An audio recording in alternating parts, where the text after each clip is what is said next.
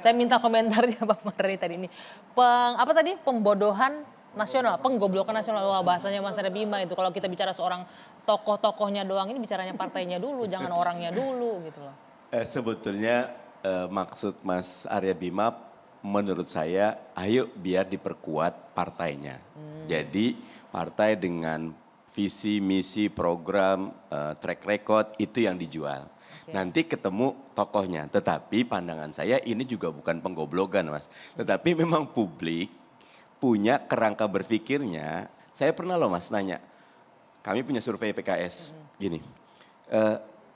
Mana yang bisa lebih menilai partai politik dari visi, misi, program atau tokohnya? Pilihan masyarakat tokoh. Jadi partai itu dinilai dari tokohnya. Jadi memang karena itulah dalam banyak cerita tokoh. Pandangan saya itu haknya publik. Jadi kalaupun nanti ada tokoh yang muncul, makanya tadi saya mendukung koalisi dini. Nggak kenapa tokoh dimunculkan, saya pendukung tokoh dimunculkan. Bahkan kalau bisa tadi saya bilang ke Mas Maman, Kang Maman, tiga ini yang muncul capres cawapres, abis itu apa yang ditawarkan oleh capres dan cawapres itu akan jadi pendidikan politik yang baik.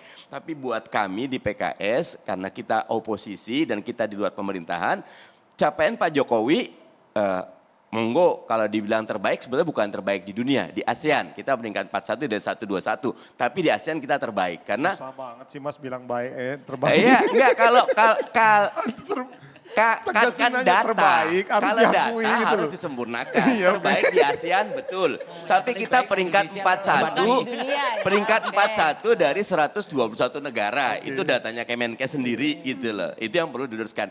Tapi kalau vaksinasi saya setuju, kita bagus. Saya pendukung Pak Jokowi dalam bab vaksinasi karena kita among the best untuk vaksinasi. Karena itu saya pendukung vaksinasi. Tetapi catatan tentang hutang luar negeri, catatan tentang IKN, catatan tentang undang-undang Omnibus Law yang itu membebani publik, catatan tentang pajak yang membebani macam-macam. Itu ada karena itu buat PKS kalaupun nanti mau memajukan kita akan melahirkan koalisi yang nanti akan menjadi kontestasi dari apa yang ada. Enggak kenapa?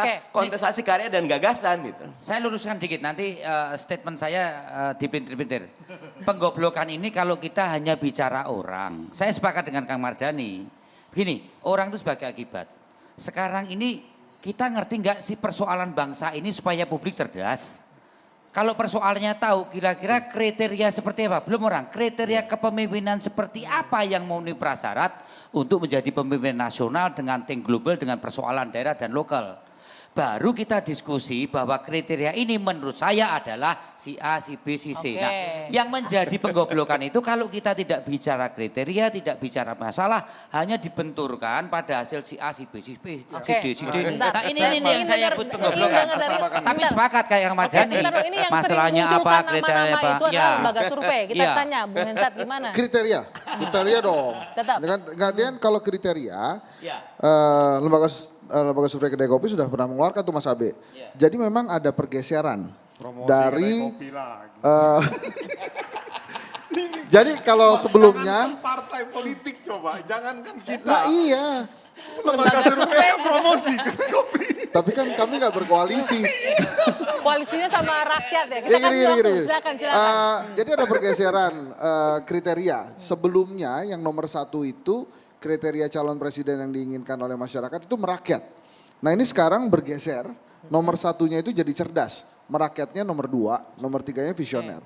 Nah jadi kalau mau pakai itu ya silakan cari calon presiden yang cerdas, merakyat, visioner. Oke kita lihat sebentar boleh, saya ingin menampilkan lagi sebentar. Saya ingin menampilkan lagi ini wajah-wajah yang berseliweran di lembaga-lembaga survei. Saya nggak mau menyebut ini top 5, top 10 atau apa, tapi ini nama-nama yang sering bermunculan nih. Coba kita lihat ya, ini mungkin salah satu di antaranya sudah masuk dalam lirikan dari koalisi partai-partai politik nih. Mungkin ada chemistry-nya. Kenapa muncul, tadi katanya ada merakyat, kemudian ada. Saya tidak masuk ke sana, ini adalah wajah-wajah yang sering muncul di publik, di media, dimanapun. Yang digadang-gadang sebagai calon presiden. Makanya saya nggak munculin berapa persentase elektabilitas dan popularitasnya. Saya hanya menunjukkan wajah-wajahnya. Oke, nah mungkin ada di antara ini yang punya chemistry? Gini Mbak, pertama kita hormati dan hargai preferensi publik.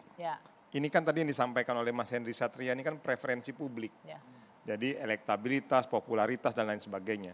Itu satu, dan itu menjadi pertimbangan pertama tentunya. Namun harus diingat juga ada preferensi partai politik.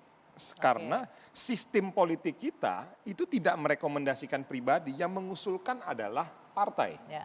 Berarti preferensi partai juga akan menjadi salah satu tolak ukur dalam mencalonkan si kandidat. Nah, preferensi partai ini itulah sebagai penyaring setelah kita melihat preferensi publik. Kita tidak akan mungkin berani mengabaikan preferensi publik. Sebagai contoh kasus, DKI Jakarta kemarin. Preferensi publik seluruh Jakarta mengatakan bahwa 70% Ahok elektabilitasnya. Mas Anies dan Mas Ahaye itu jauh di bawah. Tapi faktanya yang terpilih menjadi gubernur itu Mas Anies. Artinya poin yang saya mau bilang begini. Berarti selain preferensi publik, preferensi partai itu juga menjadi salah satu tolak ukur. Lalu yang ketiga baru nanti preferensi elit politik, di mana akan membangun konsensus-konsensus bersama.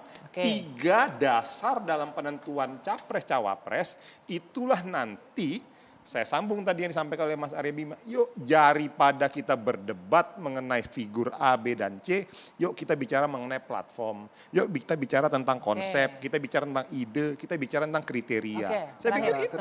Kalau saya sih setuju apa yang disampaikan Maman tadi, tapi kalau yang dicontohkan adalah Ahok, menurut saya nggak masuk di situ. Kenapa? Karena Ahok itu kan seperti yang Anggi bilang tadi, kalau nggak kepleset lidah dia menang. Jadi masalahnya bukan di situ soalnya. Soalnya adalah bagaimana kita menjaga kepentingan Jokowi toh sampai 2024. Itu yang diinginkan rakyat Indonesia. Maka kemudian apa yang diharapkan oleh seorang menteri Jokowi? Kalau misalnya ya minyak goreng nggak turun-turun misalnya kan, kemudian sembako nggak turun-turun, kan begitu. Artinya apa? Koalisi ini nggak berhasil. Nah kalau koalisi ini nggak berhasil, terus yang mau dipertanyakan oleh masyarakat, koalisi-koalisi yang mau dibangun, koalisi-koalisi apa lagi, kepentingan apa lagi, kan seperti itu.